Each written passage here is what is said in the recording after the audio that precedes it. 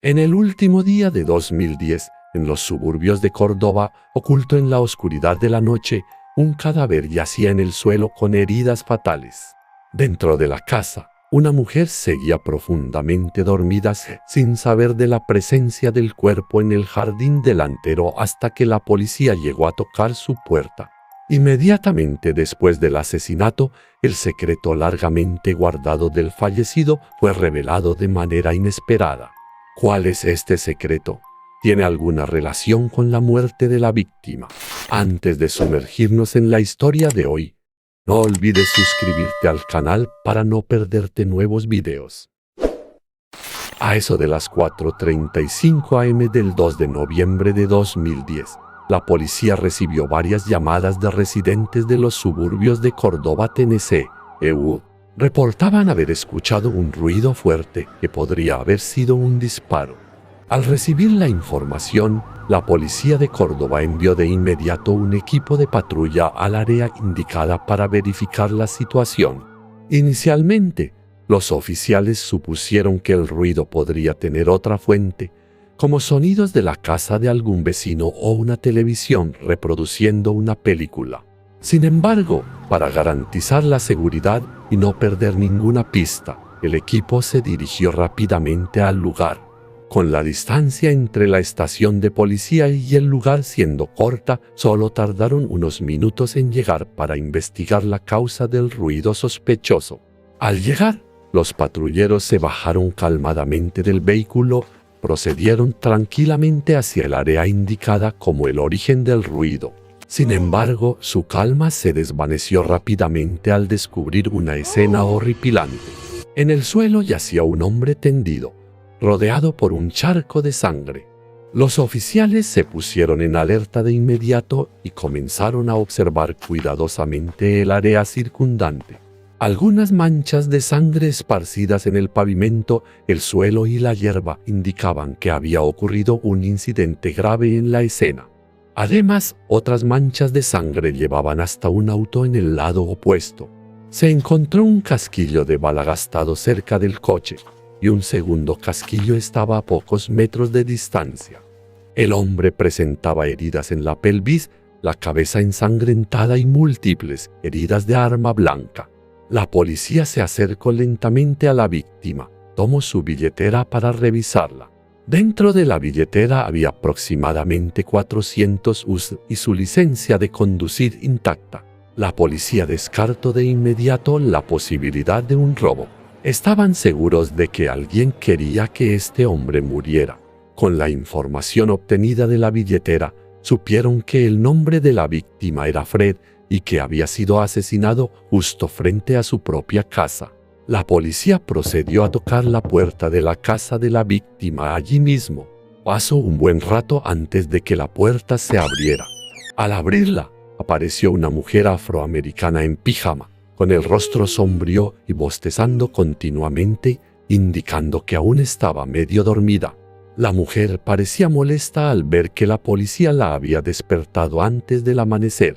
Afirmó ser Patricia Matin, la esposa de Fred. La mujer estaba muy desconcertada sobre qué podría haber provocado que la policía llegara a su casa a una hora tan inusual. Los dos policías se miraron, claramente sorprendidos y un tanto desconcertados. Por la expresión de Patricia, parecía que no se había despertado hasta que ellos tocaron a la puerta. Quedaron aún más sorprendidos cuando Patricia insistió en que no había oído ningún sonido, a pesar de que el crimen no ocurrió en su propio jardín delantero. Al preguntarle sobre su esposo, Fred, Patricia mencionó que él estaba trabajando en un turno nocturno esa noche. Frunció levemente el ceño y agregó que su esposo debería haber llegado a casa una hora antes, pero aún no había llegado. Frente a la pregunta de Patricia, los policías se sintieron un poco incómodos, sin saber cómo decirle la verdad.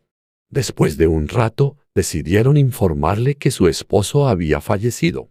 La mujer se mostró confundida, dudó unos segundos y luego invitó a la policía a pasar a su casa.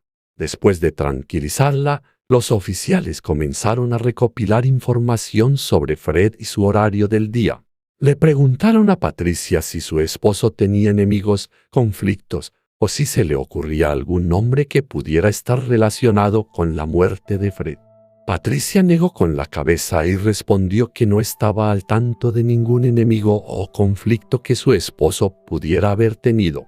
Cuando le preguntaron si tenía alguna sospecha, Patricia declaró que no había nadie específico en quien pudiera pensar. Al ver que todas las respuestas de Patricia eran negativas, la policía decidió salir de la casa y continuar la investigación hablando con los vecinos.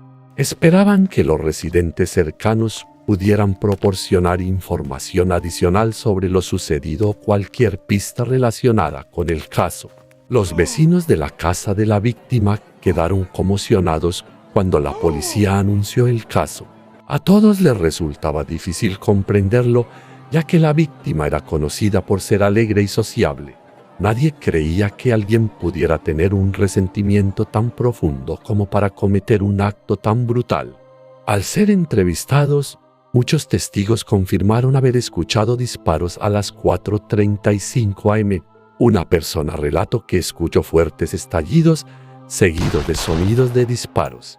Otro vecino dijo que, después de los disparos, miró por la ventana y vio a un hombre corpulento con una sudadera amarilla junto a un cuerpo en el suelo. El hombre luego subió a una camioneta oscura con las luces apagadas, estacionada frente a una casa desocupada. Más tarde, otro testigo identificó la camioneta como una Ford F-150. Desde la escena del crimen, los investigadores concluyeron que la víctima, Fred, se había encontrado con el agresor en la calle cerca de su casa. Un rastro de sangre sugería que había intentado huir, posiblemente siendo perseguido por el asesino. Los resultados de la autopsia mostraron que Fred había sido brutalmente torturado y asesinado. La víctima recibió un disparo en la pelvis, apuñaladas en la cabeza y el cuello, además de 4 heridas de arma blanca en el torso, múltiples fracturas en los huesos del brazo y 10 costillas rotas. Todos los testimonios indicaban que hubo una lucha feroz inmediatamente antes de que el agresor sometiera a la víctima. El ruido fue bastante fuerte, despertando a muchos vecinos.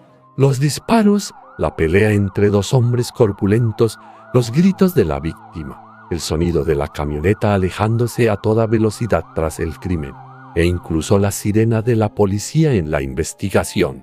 Todos estos sonidos no fueron suficientes para despertar a la esposa de Fred. Solo cuando la policía llamó a la puerta para informarle, basándose en la identificación de Fred que encontraron en su billetera, salió Patricia en un estado adormilado. ¿Estaba realmente dormida profundamente esta mujer? ¿O deliberadamente ignoró todos los sonidos perturbadores y eventos para proteger algún secreto?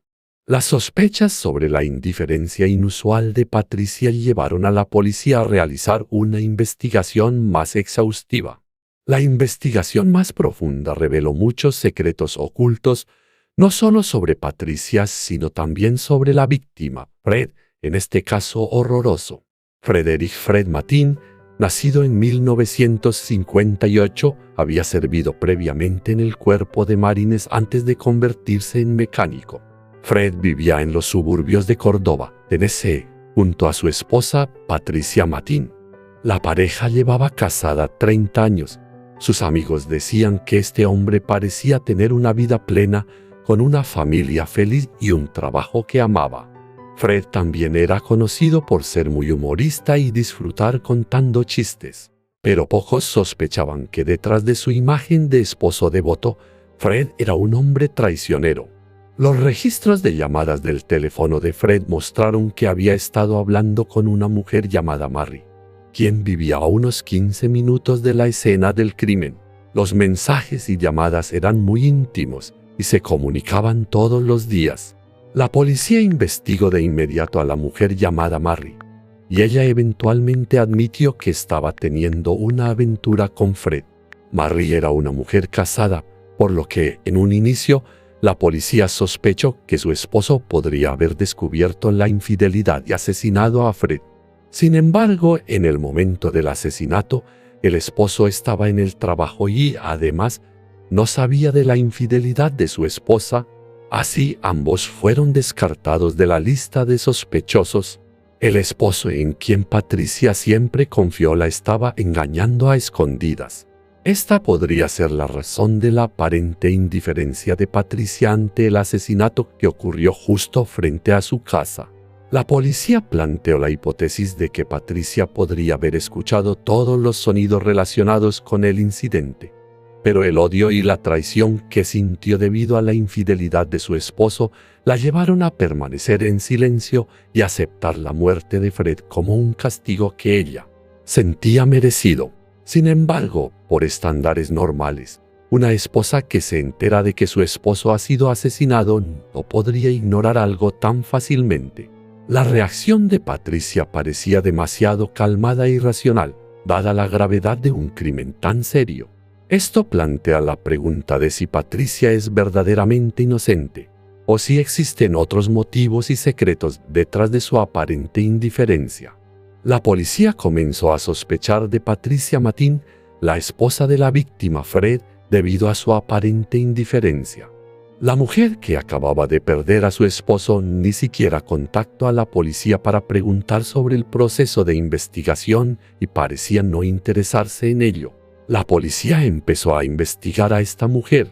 Durante la investigación, sus registros telefónicos mostraron que Patricia había realizado numerosas llamadas a Carbondale, Illinois, una ciudad a unos 350 kilómetros de su hogar, a pesar de no tener familiares allí. Además, Patricia también había llamado al agente de seguros para preguntar sobre la póliza de vida de Fred. Esta llamada fue realizada unos días antes del asesinato. Con la ayuda de la policía de Carbondale, el equipo investigador descubrió una información crucial sobre Patricia. Otro secreto de esta pareja fue revelado por la policía. Resulta que no solo Fred, sino también su esposa Patricia llevaba una doble vida. Patricia alquilaba un apartamento en Carbondale, mantenía una relación romántica con un hombre y había iniciado una pequeña empresa de transporte. La policía llamó rápidamente a Patricia para verificar toda la información que habían recopilado. El investigador se reunió con Patricia por segunda vez el 1 de diciembre de 2010. La mujer admitió que sabía de la aventura de su esposo. Según Patricia, había visto mensajes de María en el teléfono de Fred y había llamado a la amante de su esposo. Patricia afirmó que la pareja estaba intentando reparar su matrimonio, pero cuando se le enfrentó con pruebas de su segunda vida en Carbondale, la historia de Patricia sobre su esposo amoroso cambió. Patricia admitió tener una aventura y acusó a Fred de ser un fiestero que la descuidaba y solo se interesaba en otras mujeres. Según Patricia, la razón por la cual no había mencionado su vida en Carbondale antes era por temor a meterse en problemas. Patricia insistió en que no había hecho nada malo y repetidamente declaró que Fred era un esposo terrible y que lo que le había pasado era completamente merecido. Sin más información adicional, la policía tuvo que terminar el interrogatorio y dejarla ir. Un mes después del asesinato de Fred, el 2 de diciembre de 2010, la policía fue a Carbondale para hablar con el amante de Patricia. Este hombre fue luego eliminado de la lista de sospechosos. Los investigadores sospechaban que Patricia estaba involucrada en la muerte de su esposo. Sin embargo, basándose en los testimonios de testigos que vieron a un hombre con una sudadera amarilla en la escena y el hecho de que el atacante debía ser lo suficientemente fuerte como para romper el antebrazo y 10 costillas de Fred, la policía no creía que Patricia hubiera empuñado directamente la pistola o el cuchillo para matar a su esposo. Entonces, ¿quién fue la persona que asesinó a Fred? ¿Era Patricia la mente maestra detrás de este brutal crimen? La policía tuvo dificultades para encontrar pruebas que vincularan a Patricia directamente con el caso, hasta que revisaron los registros telefónicos e investigaron los números con los que ella había estado en contacto. Uno de los nombres que llamó la atención fue el de su hermano, James L. Smith. James y Patricia eran muy cercanos. Según la esposa de James, Él siempre protegía a su hermana y haría cualquier cosa por ella. James vivía en Milwaukee, Wisconsin, pero los registros de su teléfono mostraban que estuvo en Carbondale el fin de semana del asesinato. Inicialmente, James afirmó que dejó Milwaukee solo para asistir al funeral de su cuñado. La policía contactó a las autoridades en Milwaukee para obtener más información sobre James. James no tenía antecedentes penales, pero en la foto de su licencia de conducir llevaba una sudadera amarilla. James también conducía una Ford 150 oscura. Estos detalles coincidían con la descripción del perpetrador dada por el testigo. Al examinar más a fondo los registros telefónicos de James y Patricia, los investigadores notaron que ambos teléfonos estuvieron apagados entre las 10:30 p.m. y las 7:00 a.m. Esto era inusual, ya que ambos usaban sus teléfonos con frecuencia, incluso temprano en la mañana cada día. El 3 de diciembre de 2010, James se enfrentó a la policía. Al principio, insistió en que no sabía nada sobre el asesinato. Afirmó estar muy sorprendido al enterarse de la muerte de Fred. Al mismo tiempo, la camioneta de Fred fue confiscada. No se encontraron pruebas forenses en su interior, pero las autoridades descubrieron que el vehículo tenía una fuga de aceite. Anteriormente, en la escena del crimen, la policía había encontrado manchas de aceite en el camino donde el vehículo del sospechoso había estado estacionado. La policía continuó cuestionando a James sobre su presencia en el área de la casa de su hermana la noche del asesinato. En este punto, James dijo que Patricia le había contado sobre los abusos de Fred, tanto físicos como emocionales. Esto lo llevó a decidir visitar a su cuñado para hablar con él. Pero James relató que cuando llegó a la casa de su hermana esa noche, vio a dos hombres atacando a Fred. Al ver a James, los dos hombres le apuntaron con armas. James, aterrorizado, huyó rápidamente. Sin embargo, los vecinos que presenciaron el asesinato informaron haber visto solo a Fred y al sospechoso, un hombre alto. No vieron a un tercer hombre y mucho menos a dos más como James había afirmado. Al creer que James no estaba diciendo la verdad, los investigadores lo presionaron y finalmente accedió a revelar toda la verdad. James declaró que estaba dispuesto a hacer cualquier cosa por su hermana, llevando a una revelación impactante. Según James, Fred había estado abusando de Patricia durante años, pero no fue hasta el fin de semana antes del asesinato que Patricia le pidió ayuda para matar a su esposo. James reveló que Patricia le propuso que la ayudara a ejecutar el plan para matar a Fred, aunque también podría haberlo hecho ella misma. Patricia sabía bien que James no quería ver a su hermana pasar su vida en prisión, y explotó este hecho para crear un plan despiadado. Además de prometer ayudar a James a pagar la hipoteca de su camioneta, Patricia convirtió hábilmente a su propio hermano en la herramienta perfecta para cometer el asesinato, aprovechando compromisos financieros y la lealtad de James hacia ella. Esta manipulación no solo involucró a James en un plan criminal que no había anticipado, sino que también resaltó la crueldad y frialdad de Patricia al explotar los sentimientos familiares para alcanzar sus objetivos. La noche antes del asesinato, James y Patricia decidieron apagar sus teléfonos para evitar ser rastreados o detectados. Con todo arreglado, James condujo casi 4 horas desde Carbondale hasta Córdoba. Para cuando llegó, eran alrededor de las 3:30 am. Durante el largo trayecto, James se preparó cuidadosamente para su plan, llevando un arma oculta en el bolsillo de su abrigo. Al llegar a Córdoba, James se estacionó junto a una casa desocupada, no lejos de la casa de su hermana. Esta casa fue elegida porque ofrecía un lugar ideal para observar y le permitía acceder al objetivo sin ser detectado. James apagó el motor manteniéndose en silencio y esperó en la oscuridad. Cuando el auto de Fred apareció y se estacionó lentamente en la entrada, James se preparó para actuar. Cubrió su rostro con la capucha y subió el cuello de su abrigo para ocultar su identidad. Avanzó con cautela hacia su cuñado, paso a paso, en el silencio de la madrugada. Cuando Fred, de espaldas al auto, escuchó repentinamente pasos, se giró con precaución. A la luz tenue de las farolas, aunque James trataba de ocultarse, su alta figura y su sombra hicieron que Fred sintiera algo familiar y sospechoso en el hombre.